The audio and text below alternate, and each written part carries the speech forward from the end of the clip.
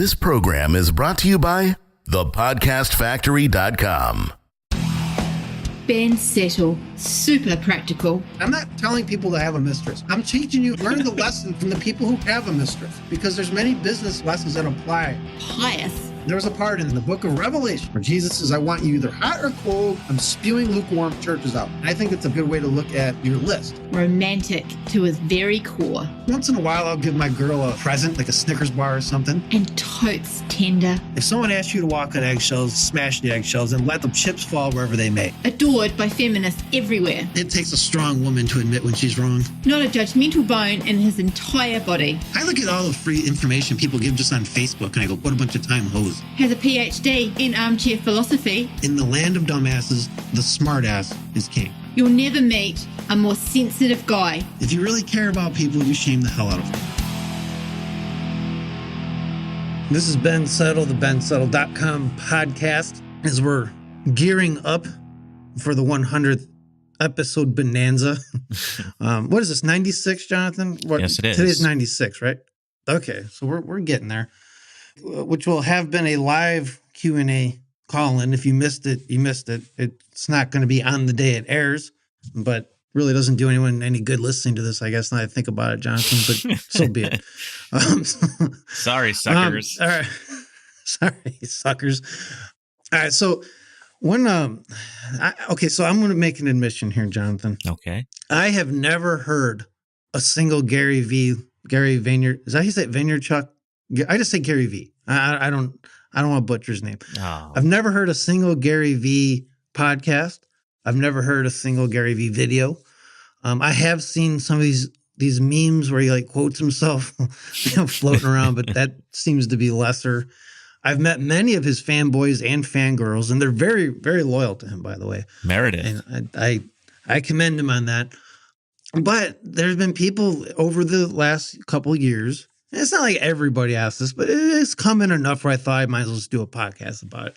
People are like, well, Ben, you guys have a lot of similarities, but you're also kind of different. And, they would ask me questions that really make me think that they belong in his camp and not mine. In other words, I want to separate the sheep from the goats here. I want to make sure that people who should be following him are following him and not me, and vice versa, as far as who listens to this podcast.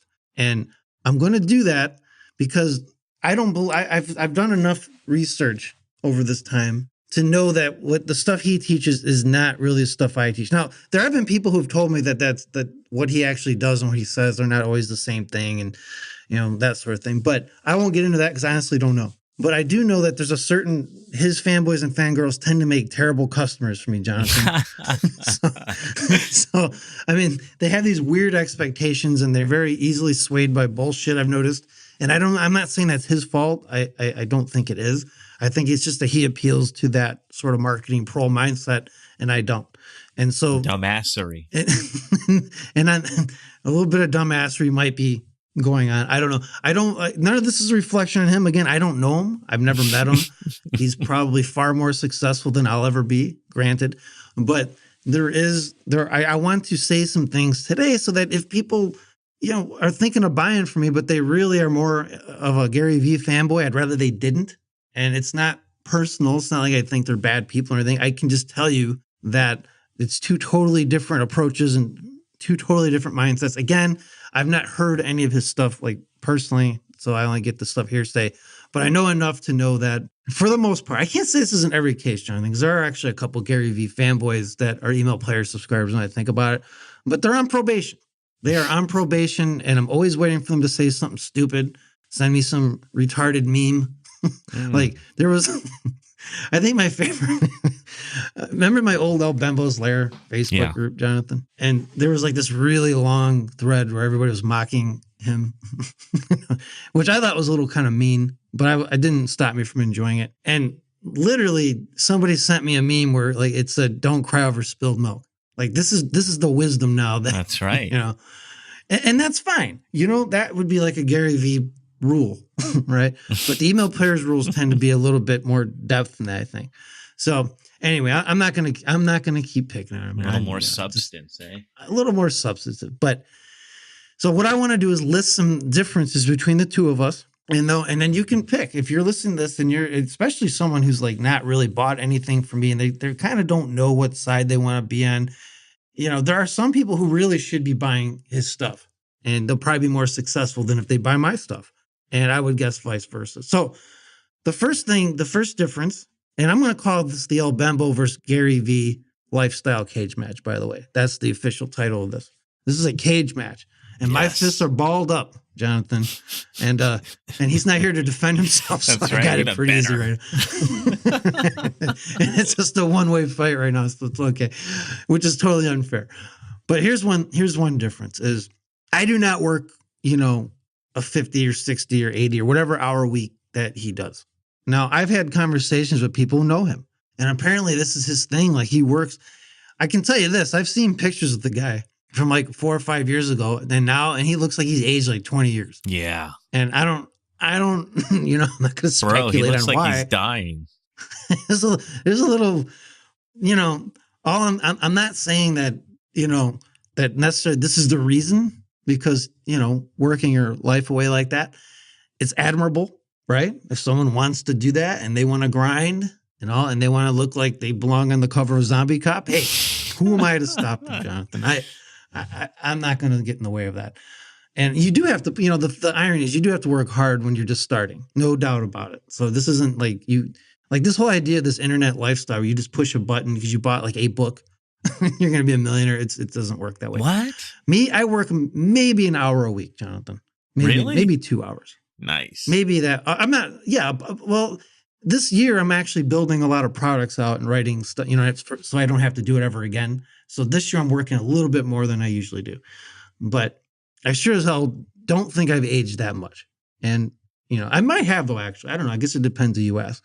Some people think I look like a catcher's mitt, so I don't know. But that may just be because they're taking personal shots. I have no idea.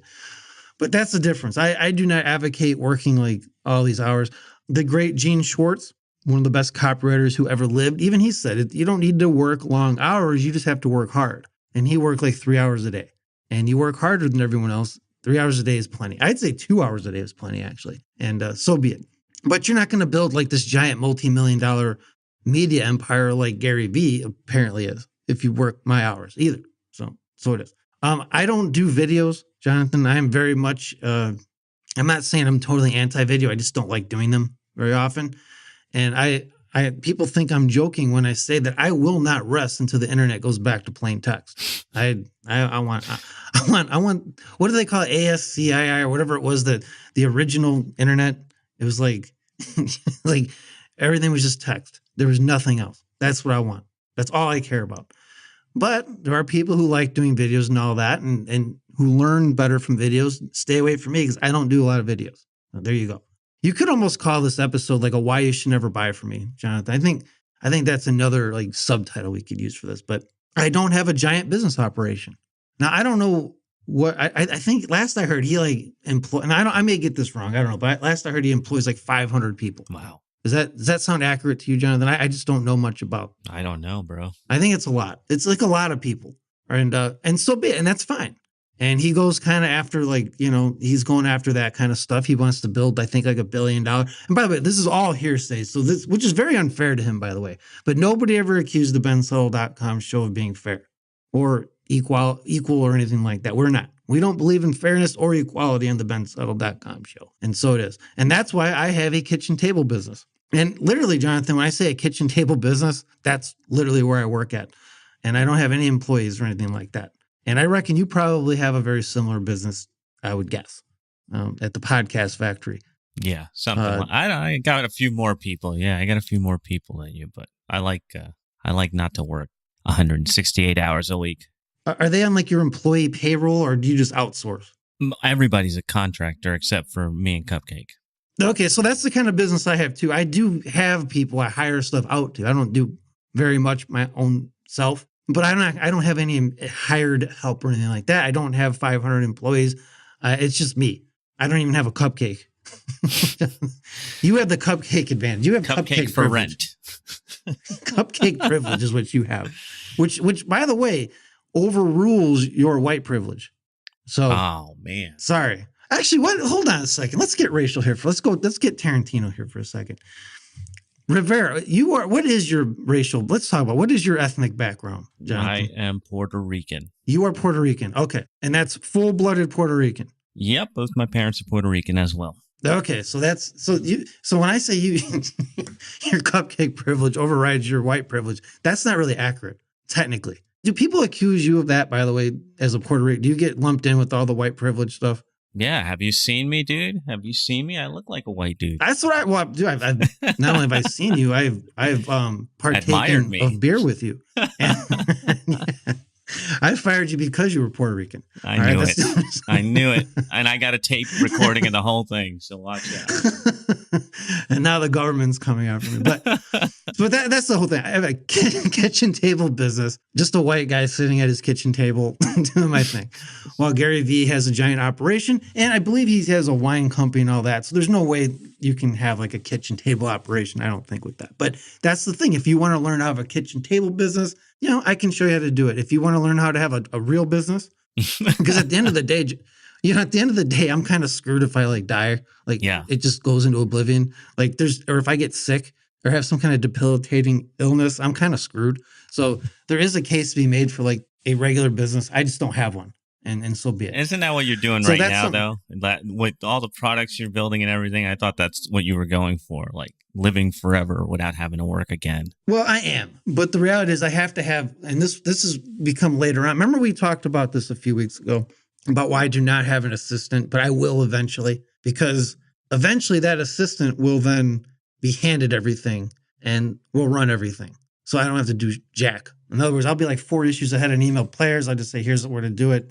But that's down the line. So yeah, I am building toward that. But even then, it's kind of limited as far as having a real business. Kiyosaki he talks about self-employed and business owners. I am definitely in the self-employed section. I'm not if I go away for 6 months and do nothing, I'm coming back to nothing. It's not going to be like a better business or bigger than when I left it. So be it. So that is a reason to build a Gary Vee-like business, in my opinion. You just realize you're going to have to work a lot harder. And your kitchen table will probably be used for the purpose of which it was built, to just eat on instead of work on. So be it. Jonathan, I don't have a goal to be a $1 billion business owner. Oh, no. Which I've been told he does. The thought of that actually makes my brain shiver. I just don't have the drive to be a billionaire. I really don't. In fact, I think that billionaires, as much as people like to make fun of them and mock them and blame them for all the evils of the world, you don't become a billionaire because it's fun. They are under intense scrutiny by both the public and the government and everyone trying to take them down from multiple different directions. It's how much responsibility can they take before breaking? It's just not something I want to do. Plus the taxes and I just don't want anything to do. Plus, I don't like this. I wouldn't want the mainstream spotlight like that. I couldn't even do elBenbo's Apprentice for $7 a month, much less be a $1 billion thing. On the other hand, so if your goal is to be like a 9-figure earner of some kind, I'm not the man to learn from. You need to go ye forth to Gary Vee's thing and do what he's doing. Absolutely. I get as much sleep as I want. Now, I was on this interview with the guy who knows him apparently, or had interviewed him. And he said, apparently this is what, now again, all this is hearsay. So this is not like me saying anything from personal experience, but the guy was saying that when he talked to him, he was saying he's kind of a mutant, where he doesn't sleep very much and he can get away with it. Apparently his body can handle that. It shows. Jonathan, my body cannot handle that. I need sleep. And, thus the 2 to 3 hour workday at the most. And that's only when I'm really trying to build a sales letter up or something. That's when you're grinding. That's grinding for me is an hour workday. And that's not me. Now to be fair to myself here, Jonathan, I don't want to completely just down myself with all this stuff. I have reached the low 7-figure threshold like this, but I'll never get past that if I don't start automating and building systems in place and all that. But anyone listening to this, it is possible. It may not happen right away. It probably took me 16 years. That's all. So this isn't this is an overnight thing, but it can be done. But if you want to build a true empire, I'm not the man to follow. I'm really not. I'll tell you, out of a 10-minute workday, but I'm not going to show you how to have a 10-figure business. It's just not going to happen. Let's see. What else do I don't sacrifice time with my family for my business. And there was a time when I would have, but those days are long gone. Like right now, Jonathan, my dog is like 13 years old. I don't know how much more time I got with this dog. So I figure, you know what? I would rather work less now and spend more time with my dog, i.e. my family, than to not. So that, but that's a personal choice. There was a time when I was building up my business and all that, where I basically didn't do anything except work. So when you're building something, you're going to have to go all Gary V on things, whether you like it or not, if you want to build something good. I don't do memes at all. If I do a meme, it's like really something goofy and funny. Like, for example, I'll find some like one of the many examples online of a male feminist who like does something evil to women. And then I have this like picture of this vampire Radu from the Subspecies movies, where he's like hovering over this girl he's feasting on, and then he's like looking up at the camera. And I turned that into a meme saying, "It's okay, I'm a feminist," as he's about to feed on this girl. I'll do stuff like that, but I don't like have memes with quotes of myself. Although there is a very avid listener of this show, Jonathan, who I showed you what he's doing, who's created an Instagram account for Email Players Rules. Yeah. But that has nothing to do with me. It's not associated with me. He's just a fanboy. He's trying to do good. He says Instagram is not going to be Soygram forever. And I hope he's right. And, if it gets me I have no idea. I don't think it's getting me any traffic because it doesn't actually put my URL on anything. Sweet. It really doesn't do me much good. But at least he gives me credit for it. So I guess there's that. And finally, now this is like tactical thing. I believe Mr. Gary V has a book called Jab, Jab, Jab, Right Hook, which, I know it's supposed to sound cool, like it's a boxing thing, but that's actually not how it works in boxing. Actual boxers have told me it actually doesn't really make much sense. but whatever, I don't know how that works. I'm a Wing Chun guy, so maybe whatever. But I've actually had boxers, so yeah, that's not actually how it works. But here's the thing. I believe the idea is, and someone will, I'm sure, correct me if I'm wrong about this, where you give value, you give value, give value, you don't ask for any sales, and then the right hook, then you ask for the sale. So like an email, you'd send 3 emails that do nothing, no selling, and then you'd sell something or send one that sells, which, Jonathan, is the exact opposite of how I do things. Yes, sir. That's more of an Apollo Creed. I was thinking that's more Apollo Creed. Jab, jab, jab, jab. I'm more Rocky Balboa. I'm just going to go in and just hit you as hard as I can every email, try to make a sale, and so be it. So that's a whole other, like, that's a huge thing. Like, if you're going to do email my way, you're going to have to get this jab, jab, jab. It's just all right hooks. It's all power punches. That's it. Swinging for the fences in every email and not trying to bunt or anything like that. So those are some differences between me and Gary V. Again, nothing against him. I hope I have fairly and accurately portrayed things. This isn't, believe it or not, this is not meant to bring anyone down. It's to make differences between us, where if you're in that and you want what he does, you need to go that way. I cannot help you. On the other hand, if you want what I do, I would probably stay away from all these other guys like him, because they don't do what I do and I don't do what they do. So I guess you could say, Jonathan, this was just a big PSA, my public service announcement. Nice. And that's that. Next week, we are going to break down some business lessons from one of my all-time favorite movies, not only just an 80s movie and not just an Arnold Schwarzenegger movie, but also one of my all-time favorite movies, especially when it comes to business stuff.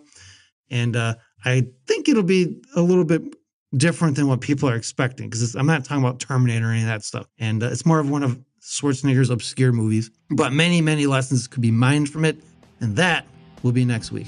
Can't wait. Another BenSettle.com podcast is in the can. We will be back in your earbuds next time. Thanks for tuning in. You've been listening to the BenSettle.com podcast. To download yourself a free issue of Ben's prestigious $97 per month Email Players newsletter, which is going to show you 24 ways to write emails people eagerly read, click, and buy from, head on over to www.bensettle.com. Off you go. You know it makes sense. This is thepodcastfactory.com.